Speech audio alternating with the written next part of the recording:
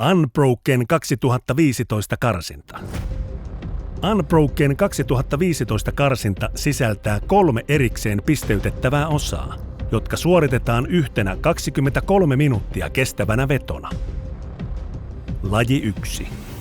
Ensimmäinen osa on 6 minuutin AMRAP, jossa urheilija suorittaa 6 minuutin aikana niin monta kierrosta kuin pystyy tuplanaruhyppyjä ja chest to bar leukoja. Yksi kierros sisältää 30 tuplanaruhyppyä ja 9 chest to bar leukaa. Liikkeet tulee suorittaa annetussa järjestyksessä annettujen liikestandardien mukaisesti. Vaadittu toistomäärä tulee olla hyväksytysti tehtynä ennen kuin voi siirtyä eteenpäin seuraavaan liikkeeseen. Jokaisesta hyväksytystä toistosta saa 1 pisteen.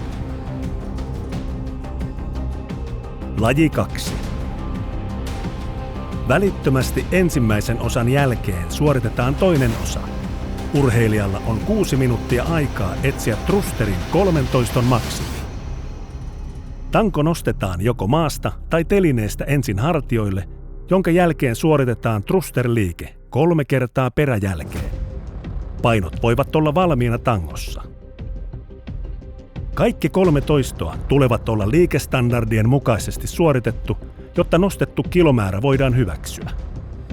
Noston tulee lähteä selkeästi olkapäiltä ja tangon tulee liikkua yhtenäisellä liikkeellä suorille käsille pään päälle.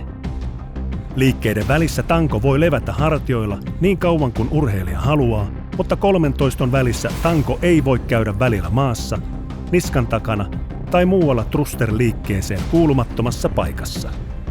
Vain urheilija itse saa koskea tankoon ja tankoon lisättäviin painoihin karsinnan aikana.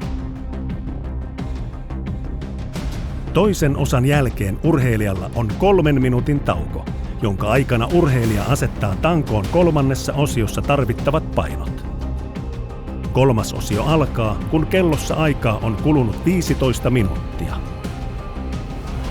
3.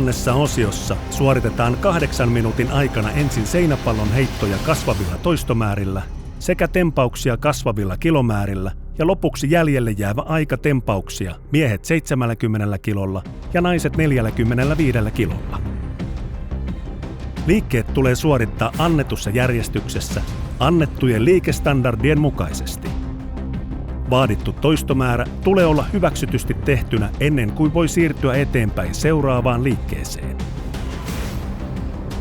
Tempaus lähtee aina maasta ja tangon tulee liikkua yhtenäisellä liikkeellä suorille käsille pään päälle.